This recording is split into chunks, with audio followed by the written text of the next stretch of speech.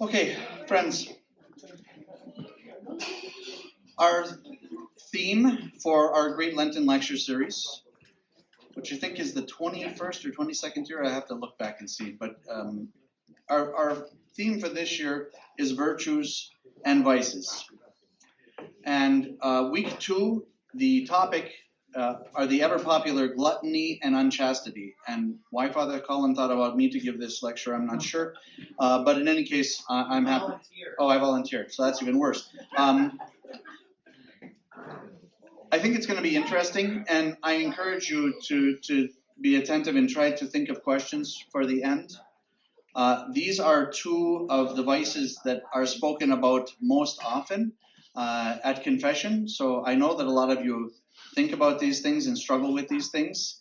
And so it would be kind of weird to just have no discussion afterwards. It would also be weird if the discussion was too specific. So let's try to think of those things, and let's have a good lecture and a good discussion. Control of the stomach and gluttony. Control of the stomach is the beginning of moderation and the foundation upon which all the other virtues are established. Conversely, gluttony is the beginning of every other vice. I should repeat that because it's very important. Gluttony is the beginning of every other vice. It is for this reason that the fathers begin their discourses on the vices by dealing with gluttony. That we fast in preparation for feasts, and catechumens fast in preparation for baptism.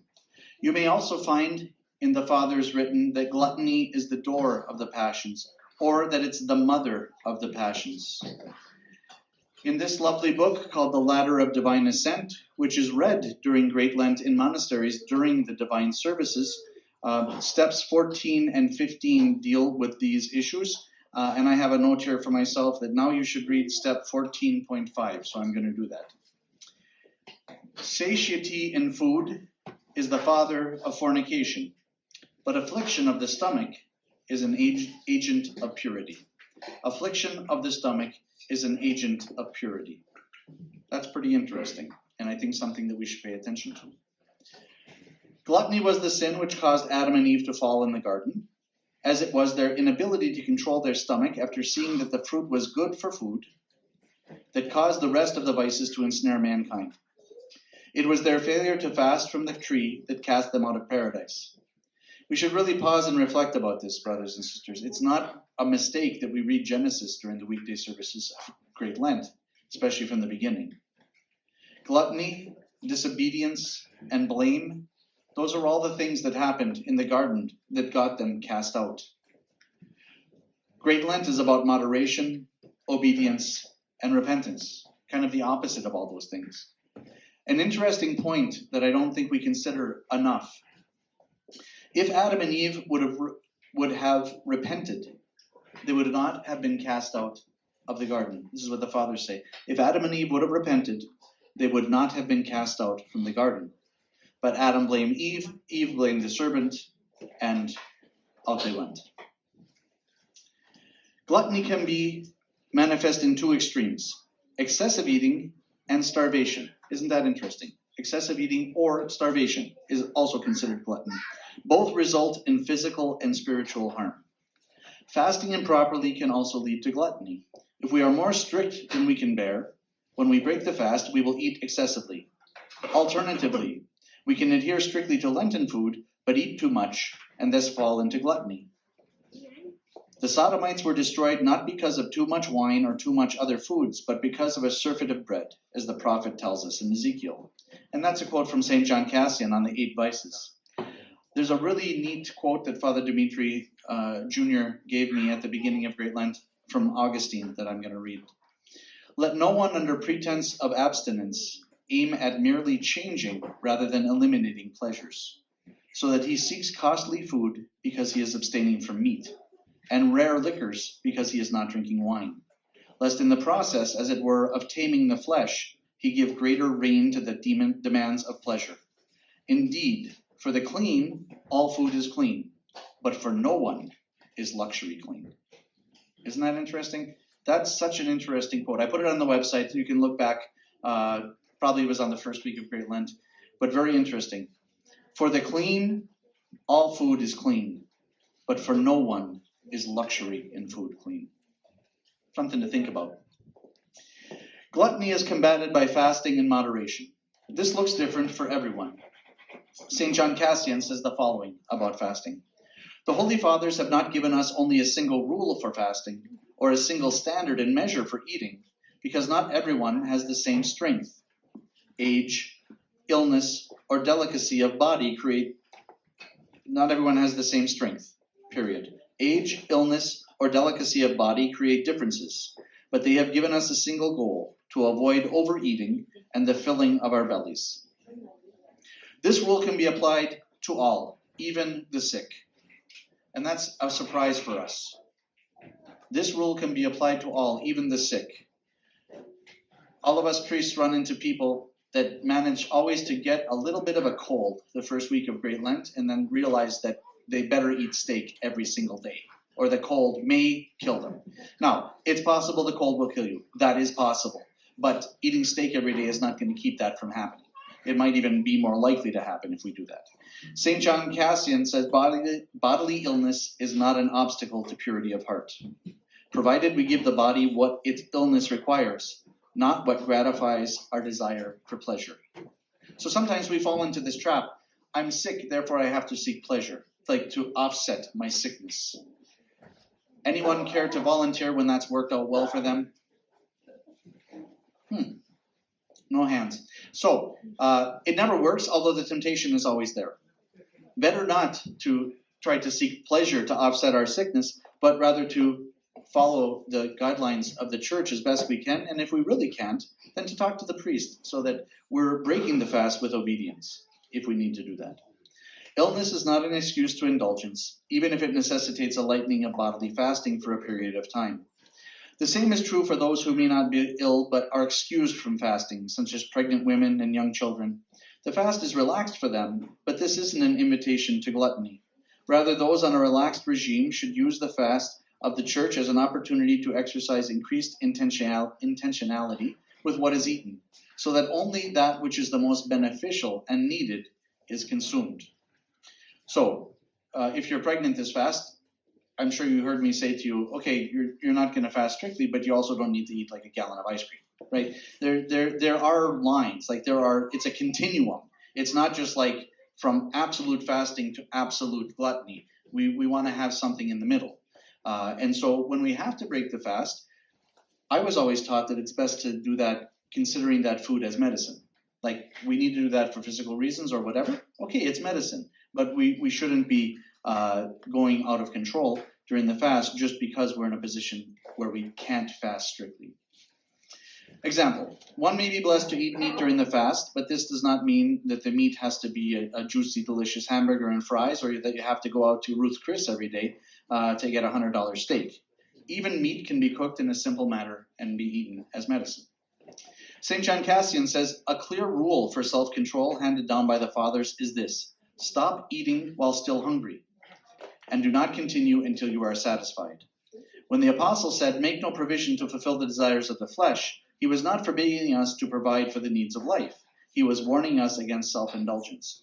So probably many people have heard me say that you should push away yourself from the table one bite short of full, right? That we should not overdo it. This is a big, big issue because things get turned around in our spiritual lives because of the stomach. So let's go back to the baptism service. That's kind of the beginning for most of us from a spiritual point of view. And there's a couple of really nice prayers that have to do with this.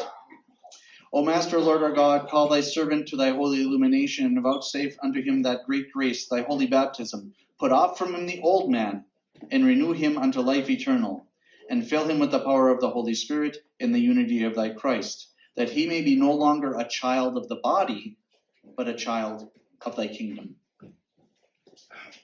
That's one of the first prayers that a child would hear entering into the church. And another good one.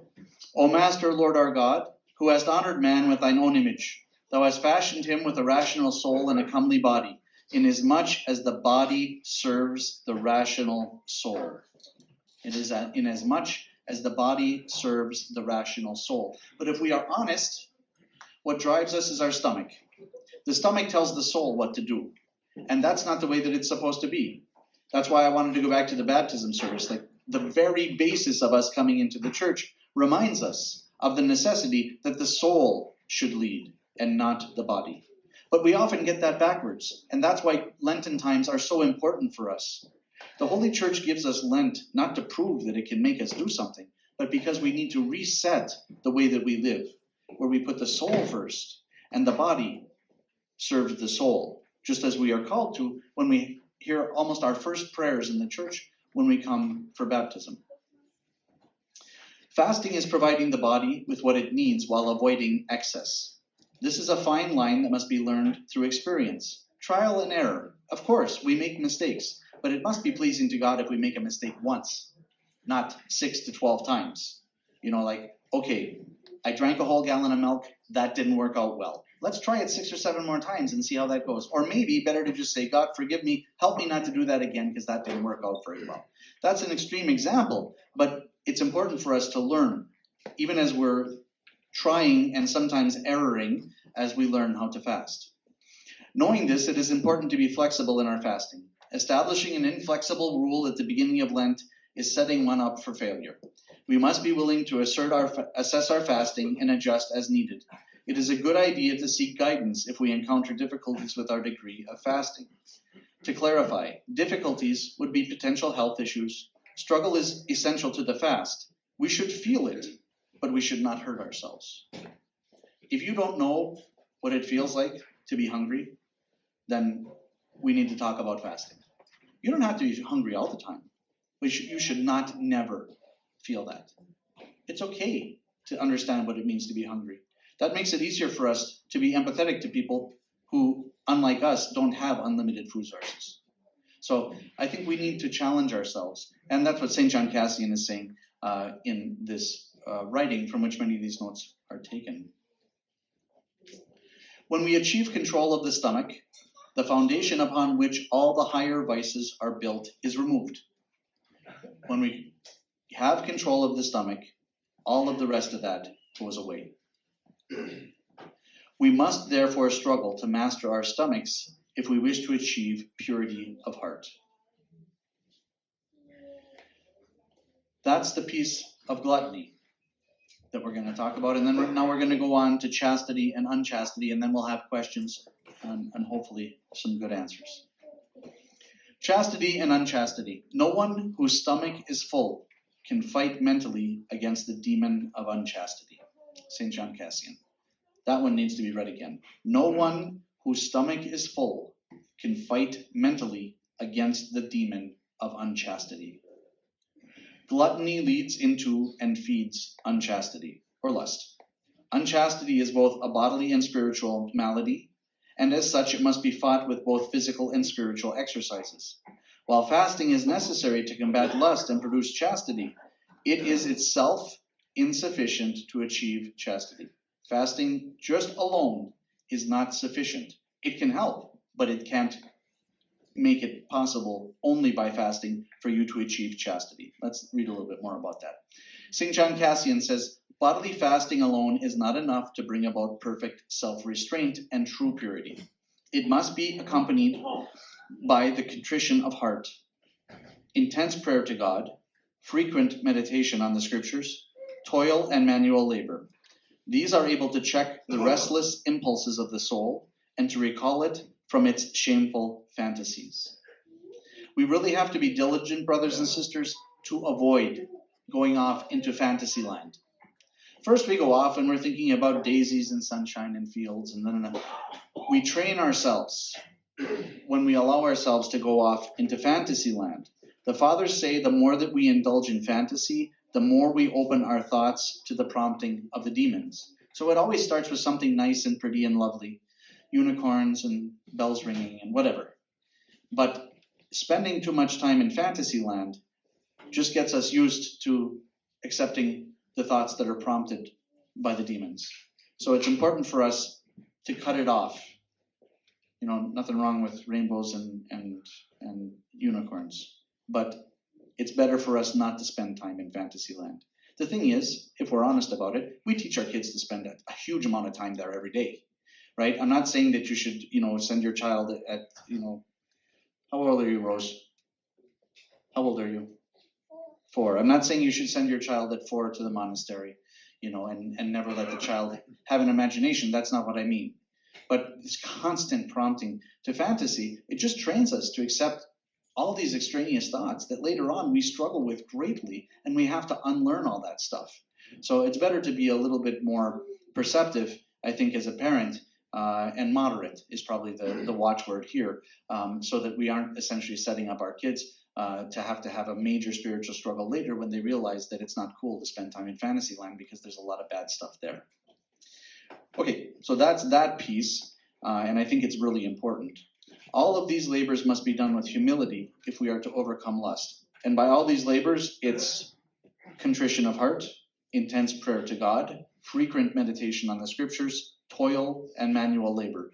Who saw the movie Man of God? It came out in Great Lent like 3 years ago, right? So you'll remember in that movie that St. Nectarios, whenever he was tempted by thoughts, he just sat down and crossed his legs and just went into Fantasyland. No, oh, sorry, wrong movie. He did prostrations and prostrations and prostrations. And he was already a bishop. He's still doing prostrations, because he's fighting. He's fighting. And we have to fight. St. Paul said that we're in a war. This is not a square dance that we're doing with the demons here, friends. This is a war. And we need to understand that. And we need to be ready to fight with God's help if we hope to be successful. St. John Cassian also warns against excessive fasting, as this weakens our ability to watch our thoughts, which is where lust begins, that is in the thoughts, right? So you can starve yourself and it makes it worse. As with most things in the church, moderation is the watchword. We want to struggle, but we want to be moderate. Healing from this, that is, from unchastity, is possible. But as St. John Cassian says, no one ceases to be attacked by this demon until he truly believes that he will be healed and reach the heights of purity, not through his own effort and labor, but through the aid and protection of God. Chastity is a virtue beyond our natural strength. Without trusting in and receiving strength from God, it is impossible. We need to work together with God. This is called synergy. The idea that our labor and God's blessing leads to the place that we want to go. This is the key. This is a key concept in Orthodox Christianity that you don't find elsewhere. Many times, it's this image of, well, I'll just wait for God to do the work. No, or I'm going to do all the work and God will take a back seat. No, neither of those work. We need to work together with God. We need to labor, absolutely, but we need to labor with God, asking his help and blessing at every step. We must have faith in God our Savior, that he can heal even those infirmities that have gripped our soul from a young age and seem to enslave us. Often before healing those who came to him, the Lord would ask, "Believe ye that I am able to do this?" Above all else, we must not trust in our own strength alone to overcome this demon. Rather, we must give ourselves over to God who desires our salvation and allow his saving work to heal our souls. This can be done through not trusting our own will, as it is our own will that enslaved us to the passions in the first place. We must therefore submit ourselves to the will of God, expressed through his church, the scriptures, and the fathers. As I mentioned in the sermon, it's the spiritual hospital. You're not going to come here with a disease that the church has not encountered before. We like to think that we are much wiser than the ancient people because we have iPhones, I guess. I'm not sure why we have that delusion. But I think we can safely say, from the church's point of view, that's not true. That's not true that we are wiser. We are so much more distracted. We probably are less wise if we're honest about it. And it's important for us as Orthodox Christians to take what our fathers taught us and apply that to our lives.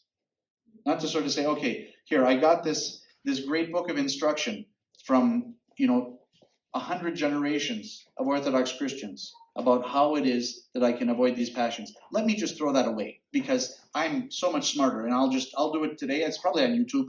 I can find the answer on YouTube because the algorithm will eventually bring me that. Maybe some, side trips before that, but surely it will bring me to that. Of course, I'm being completely facetious. We have been given the pearl of great price. let's not throw that pearl away. Let's work together with God to make these things successful. Ultimately, unchastity is defeated through watchfulness and the guarding of the heart, so that provocations do not take root and generate action. The biggest temptation, I think, for us is just a little bit. Like, I'm not really going to sin, I'm just going to have a taste. And after the first 10,000 times that we fall because of that, hopefully we realize that it's better just don't try to have the taste. You already know what it tastes like. It tastes like sin and it's not present. Don't even start. This is a real sort of key problem. If you don't want to get stuck in a pit, don't start digging it. St. John Cassian says, we will not be granted true spiritual knowledge so long as the passion of unchastity lies hidden in the depths of our souls. Very interesting. We will not be granted true spiritual knowledge so long as the passion of unchastity lies hidden in the depths of our soul, which means we need to work against it. Lust begins as a thought. Oh, wait, I want to read one more thing from the ladder about that, right after St. John says that we will not be granted true spiritual knowledge so long as the passion of unchastity lies hidden in the depths of our souls. So this is from the ladder. This is the 15th step and 26. Offer to the Lord the weakness of your nature, fully acknowledging your own powerlessness, and imperceptibly you will receive the gift of chastity. Let me repeat that, because this is something that seems contrary. We should fight to the blood, right? But this is not exactly what it says. In fact, it says the opposite. Offer to the Lord the weakness of your nature, fully acknowledging your own powerlessness, and imperceptibly you will receive the gift of chastity. That's kind of like God will be made strong in our weakness, right? We really only begin to cooperate and work closely together with God when we finally humble ourselves and acknowledge that we can't do it on our own. For some people, that happens quickly. Those are the wise ones. For others, we're still working on it. But hopefully we can begin to figure out, it's not that we do nothing. It's that we have to understand we can only be successful when we work together with God.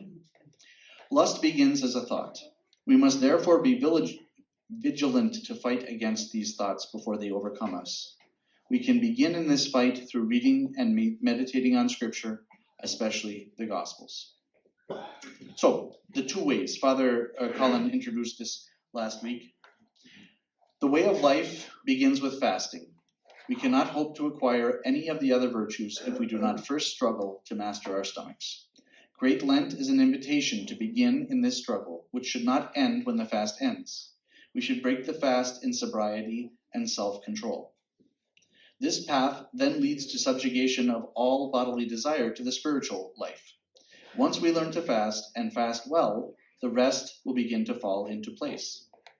The way of death, on the contrary, begins with uncontrolled feeding of our appetite. If we allow our stomach to rule over us, we will never ascend the ladder to Christ. Lust will naturally flow from one who is a glutton, and from lust will flow the rest of the passions, keeping us tied to the earth and away from ascending towards Christ. We will end up a slave to the vices and a struggler to the virtues, a stranger to the virtues. And no one wants that. At least I don't think anyone does. I think we want to be someone who embraces the virtues and is a stranger to the vices.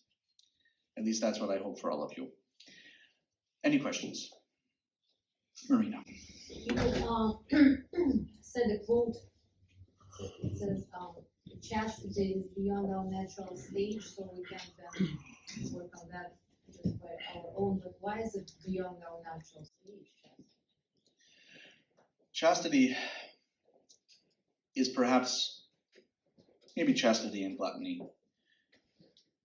are the things that we probably struggle with the most from the fall, from our fallen state. These things are very difficult for us to attain to. We are always justifying ourselves that just a little bit more carnal, whatever, food, whatever. And because of that, we really struggle, I would say, the most with these two. So could we attain something like chastity just by our will? Maybe, but we would be in a very cold state, which is not the Orthodox way. Our passionlessness that we are striving for is a warm passionlessness. Whereas in something like Hinduism or Buddhism, you find similar words, but they're talking about cold, like cold, lonely. That's not what Orthodox Christianity is. Our striving to overcome the passions is something that is done in warmth and in closeness with God, not in loneliness. So it's very difficult, and the fathers say essentially almost impossible for us to attain to a true chastity without God's help. Just like anything else, anything good, the Lord will not truly allow us to succeed in any endeavor only based on our own abilities. Why? Because all that does is build up a wall of pride between us and God. Every time we're like, oh yeah, I did that. I didn't ask God. Put a few more bricks in that wall. And soon, then we have this huge wall that we've built between us and God, which is made out of pride. So the Lord allows us small victories, but great victories only with God's help so that we don't become proud. I hope that answers the question. Other questions? Jacob. How can we not fall into despair when we fall through our carelessness? You know, like you said, you know, we'll taste that poison 10,000 times, and maybe the 10,001st time we'll finally come to grips with it. Right, this time it's going to work out. So what could happen? How can we maintain our countenance and maintain that peace of, you know, I have to get up and keep going? How can I stop myself from believing it's like over for me, you know? Yeah. I'll always be like that. Well, I think we have to, first of all, know who is suggesting to us that, oh, okay, you fell. You should just stay down there in the mud. Forget it. That's hopeless. You'll never be successful. That's not the Lord, right? These are demonic thoughts. And I think we have to understand the Lord gave us hate so that we would hate sin, so that we would hate the demons who are urging us to sin, right? Love is for people, hate is for sins. We usually have that backwards. We usually do love is for sins, hate is for people. But that's not the way it's supposed to be. And if we are already working with God before we fall, because we will fall.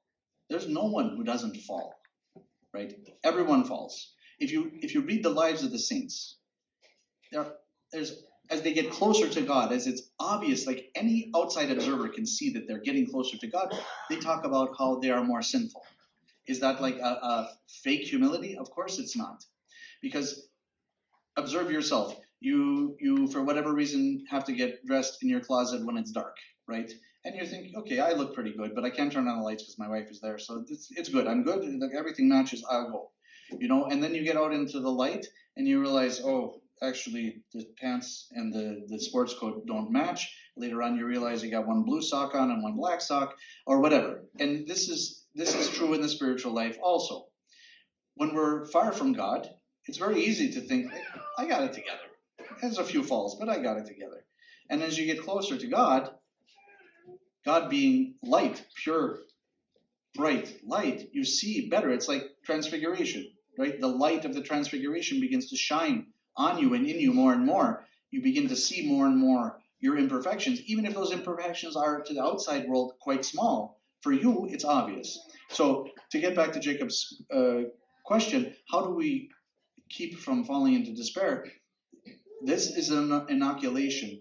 We have to begin to work with God now before we fall, so that we're used to working together with God.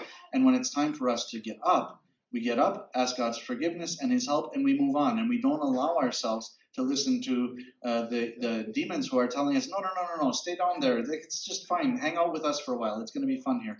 And so we have to be ready. If we get to the fall and then we're like, okay, now I need to depend on God. Like, it's not that he's not there for you, but you don't know the number. Like, you never called him before, right? You're like, you don't have a way to get there easily. So we need to have a close relationship with God as we're struggling for the virtues. And that's the only way we're going to have any success. And then when we fall, we're also going to much more easily get up, because it's going to be much easier to commune with God, even in that extra fallen state. So I hope that's helpful. Which means we need to work now. We need to work now. Yeah. Other questions? Lori. In the article that you had online from Father Colin. Yeah.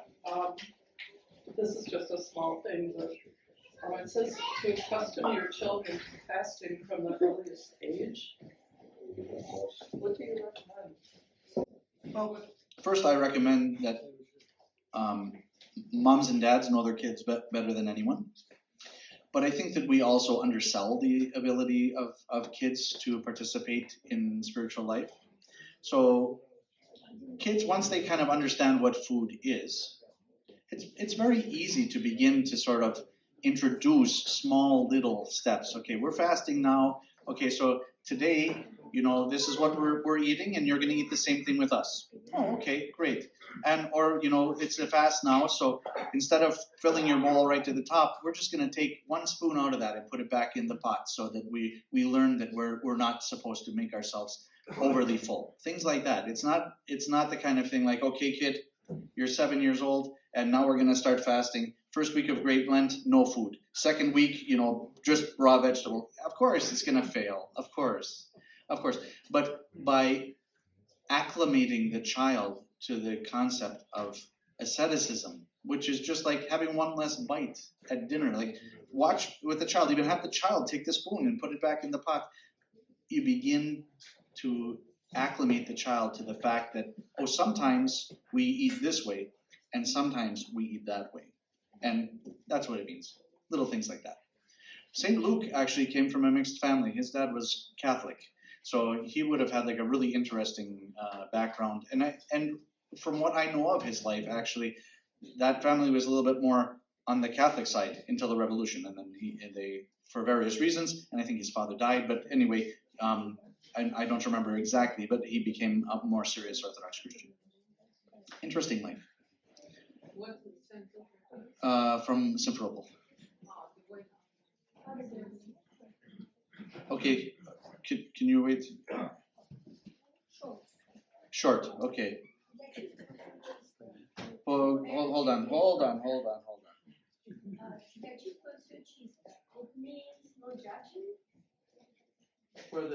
For the pure, everything is pure? Yeah. For the pure, everything is pure. It means that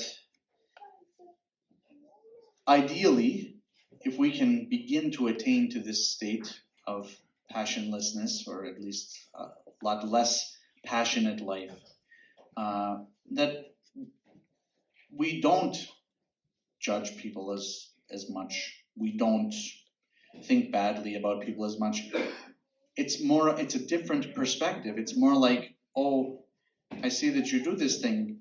May God help you, because you're not doing it because you're bad. You're doing it because you don't know, or you're struggling with the passions or whatever. It's like a love for others that would preclude something like judging someone that you saw eating a hamburger during Great Lent, right? It would be more like, oh, God help you. I hope maybe you're sick, or like Father Seraphim Rose said in one of his talks, like we should imagine excuses for people when we see them do something bad, like, oh, maybe your dog got hit by a car today, or maybe your mom, is sick, or somebody has cancer. Like, we should try to think of other reasons why someone may be doing something which is not right, rather than just like, oh, you're bad, which means I'm better, because it's all about, like I'm higher than you.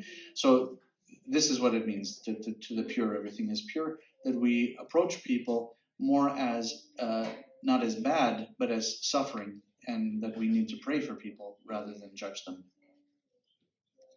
Good question. Jeta, you had a question? So correlation of depression or despondency, I guess, in some way, or some kind of like very tiring of stress and stuff, right? And food, like especially like for me, it's eating something sweet. Uh-huh. So Comfort eating. Yes. I think that's what it's called in English, yeah. Or for some comfort drinking. Right. Some people will drink, some people will eat. Right. So what is the correlation of that and how to untangle from, Yeah. wound down? I mean, essentially, we're sort of taking one passion and trying to overcome it with another, but that's just like putting more bricks on the boat, and it just keeps going down and down. Father Colin wants to say something about that. I think looking at that, so despondency essentially is refusing to look upward, look heavenward for help, and just continually looking down at the earth. And so you reach for things of the earth to find comfort, but that doesn't work. Like it never works. So. Well, it works for a couple of minutes. Yeah, for a couple of minutes. I mean, that's what St. Athanasio says about the passions, right? They always present themselves as appealing, but then once you've eaten it, you taste how bitter it is. Like the devil would never. It's like the prodigal son. He wasn't tempted at the fact that he was going to live with pigs and eat rusks. He didn't say that sounds like a great idea. And he looked at the pleasurable living he could have achieved, and then ended up in that place. That's where sin always leads us. If we follow that path. So there's like this physiological hit that you get from eating of endorphins, and that's going on too, in addition to the spiritual thing. And we put way more weight on that. It's like, oh, my body feels better, therefore everything must be good. Whereas if you are someone who reads the Fathers, you understand that when everything is good, that's when you should fear. Like when you think that everything is just right, everything is smooth, everything is great, I feel great, everybody's great, everything's wonderful, we're fat and happy, beware. Because that's not our natural state. Our natural state is that we should be striving, right? It doesn't mean that we are in pain, it doesn't mean that things are terrible, but this life is for striving for the next life. And when we think that everything is just right, it's in the scripture, it's in the Fathers, expect to fall. And so I think it's important for us to understand that there is struggle, but we have to adjust ourselves too. Like when sometimes we feel a touch of depression, and there's like depression. A little depression is not despondency. Despondency is kind of like, God doesn't love me, there's no reason for me to exist, and like really terrible spiritual situation. Whereas feeling a little depressed, Or stress. yeah, we're stressed. We have to train ourselves to find comfort elsewhere, and that's hard. Because when we establish a habit, like of comfort eating, let's just use that one because that's what we're talking about right now. It can be Lenten. It can be Lenten. I often, when people will come to me and say, I can't stop snacking, I'm like, have as many carrots and as much celery as you want. Nobody has ever taken me up on that, but I do think that it would work. But in any case, that's not really fighting the passions. We have to rehabituate ourselves to find comfort elsewhere, and that's hard. It's easy to pick up a bad habit, no problem, because we perceive that as very passive. Like it just happened. It just happened that I became a comfort eater. Well, it didn't just happen. Actually, we made that habit, but we perceive that as something that was very passive. If we want to create a good habit that would be in place of that, something that gives us spiritual solace and therefore makes us at peace with the struggles that we are having, it's hard to do that. But Great Lent is like the perfect time to try to establish good spiritual habits. So we should all, during Great Lent, be having a look at ourselves in the mirror and saying, okay, I don't like that part. I need to work on that part. That I really need to work on. Okay, that's the first step. When we realize where we need to work, then we have to get to work. Most of us stop at that first part. We're like, I don't like that part. Now, moving on to this other thing. We need to work on that thing. And come to me or Father Colin, we can talk to you and work with you.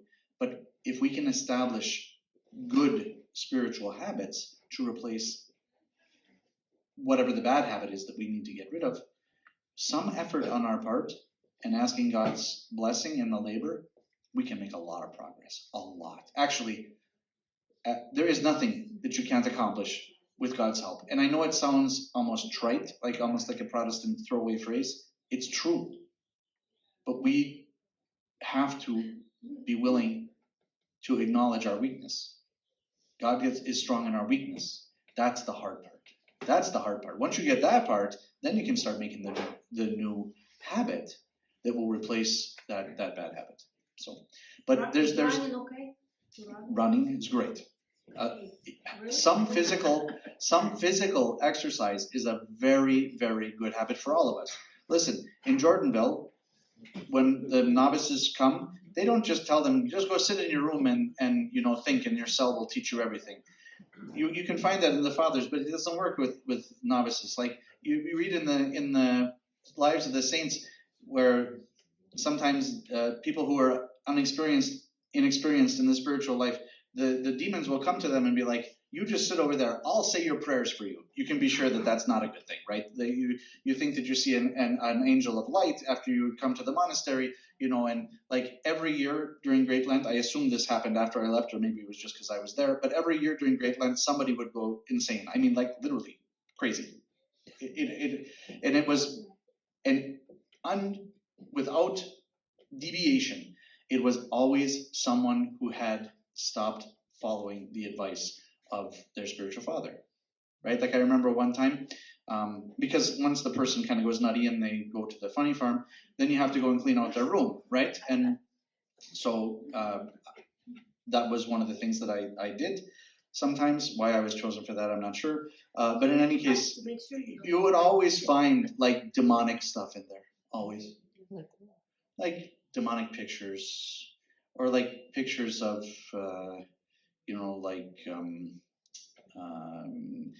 Hindu gods or stuff like that. Always, it was without failing. So because like I said, that Great Lent is like the intensive care unit for the spiritual hospital. Really, the monasteries are the intensive care unit, right? And so that's where the demons are working even harder than out in the world. So we have to be really careful about what we fiddle around with. Like I said, stop tasting the sin. You already know it tastes bitter. You don't need to taste it again to know that it's bitter. Go away from it. Just don't start there. And if that's like the first big step. But once we identify that bad habit that we have, then we can start to establish good spiritual habits. And every novice in Jordanville always had a physical thing that they did. They were either walking. A Metropolitan Hilarion, apparently that was way before my time, he used to swim in the pond, even in the winter. Which you think, like cold water, that's probably pretty helpful for a young person. But anyway, like people had, everyone had some physical activity that they did. And if you look at the fathers in Egypt, like from the first beginning of monasticism, they were weaving baskets, right? Palm baskets. It's not because there was like a super high price for palm baskets in Alexandria. No, they needed to do something with their hands. You can't just sit all day long and think about whatever, because that's going to lead you to lots of bad stuff. We need to pray. We need to be close to God, but we need to work too. And especially when we're young, we need to have some kind of physical work that we are doing. And if we're not doing physical work, like if we're doing office work, then we need to exercise. It's just very, very unhealthy to not do that. So there are good habits, and exercise lends itself to prayer in many ways. Like if you're a person who walks, you already probably figured out that it's very easy to say the Jesus prayer while you're walking, because the beat of your feet just kind of carries you once you start to do that. So in any case, we want to establish good spiritual habits to get rid of the bad, and Great Lent is a really wonderful time and place to begin that. So I probably answered the question I wanted you to ask. So if you have a follow-up. No, chastity. It's one of the most, I think, foreign things now in society. It's just, it's opposite is ingrained, even starting from like cartoons, right, from childhood. So it's how. Well, we've seemed to be striving for some kind of exceptional place for that now in the West. Before it was a little bit more subtle. Now it's just like open and in your face. But yeah, we live in the most carnal society since Rome. I think I can say that without equivocation. If somebody else wants to challenge me on that, that's fine. It's not a dogma of the church, but I would argue that there hasn't been such a carnal society since Rome, and we probably have already surpassed them. So I think what we need to do is look at that and say, here's the rebellion. Like, this is my rebellion. Chastity is my rebellion against this thing that they're trying to shove down my throat. And I think that our lives as Orthodox Christians are one big rebellion against society. And we have to embrace that reality, because Christians have never been fully, absolutely on board with any society. There was a time when Christians had to hide. It's different. There was a time when we kind of were in alignment, like we could argue from, let's say, in America, maybe after the Civil War, maybe after Spanish-American War, whatever, until like the 60s. The 60s were the end of any alignment of the church with society, although there were still lots of remnants of that earlier society, so it took another generation. But we're clearly not in alignment with society anymore. So we just have to embrace that. And we're not embracing something new and radical. This is something that's always been the case. Christians have always been parts of society, but not supporters of the worst parts of society. We're here to call society to a higher place. And I think this is one of the ways that we manifest that, is we live completely opposite to the way that society, the hyper-sexualized society that we live in, is encouraging us and our children to live. And I think for our children, that's especially important, because they need to be like, okay, we're not just going to have to this. We're going to embrace Christianity with both hands, and we're going to live as Christians always have. And I think that's a really good message. It's like the message of theosis. Salvation in Orthodox Christianity is not just be the best pagan on your block. It's about transformation. It's about transfiguration. It's about becoming the child of God. It's not about just like being a good guy. Pagans are good guys. We have to go much more beyond that. So I think we are afraid to challenge our children in many ways because we think somehow we're going to scare them away. We can scare them away. That's absolutely possible, but it's not going to be because they get challenged. Kids are up for a challenge. They want to be challenged, but we have to, in age-appropriate ways, do that, but call them to a higher kind of living. So I don't know. I think that it's easy to say, but in a way, this kind of hypersexualization that happened since the 60s in our society, I would argue that that almost makes it easier because it's not like kind of like, well, you're kind of being encouraged, like you are being encouraged to live a completely reprobate life, like you would make Mary of Egypt blush. So based on what our society wants